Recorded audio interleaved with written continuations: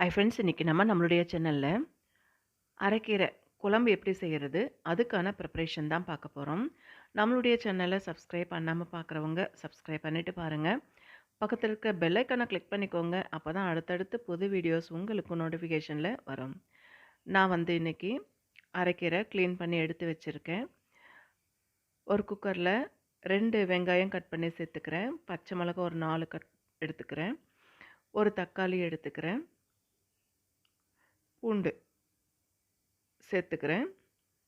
காஞ்ச மிளகாய் ஒரு 3 சேர்த்துக்கிறேன். பச்சை மிளகாய் பாதின்னா காஞ்ச மிளகாய் பாதி. சால்ட்டு சேர்த்துக்கிறேன்.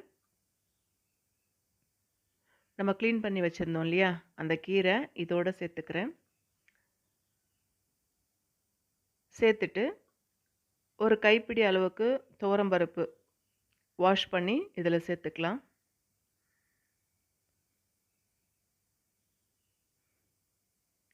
கடைசியாக புளி சேர்த்துட்டு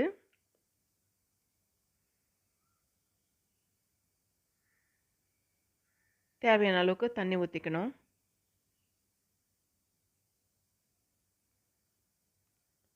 இப்போ குக்கர் போட்டு மூடி வச்சிடலாம். ஒரு 3 விசில் வந்ததுக்கப்புறமா ப்ரெஷர் ரிலீஸ் ஆனதுக்கப்புறமா நம்ம கடைஞ்சிடலாம். இப்போ ஒரு பேனில் ஆயில் விட்டுட்டு வடகம் சேர்த்துக்கிறேன். கீரை குழம்புக்கு வடகம் சேர்த்தா நல்லாயிருக்கும். அதனால் வடகம் கொஞ்சம் சேர்த்துட்டு சீரகம் கொஞ்சம் சேர்த்துக்கிறேன்.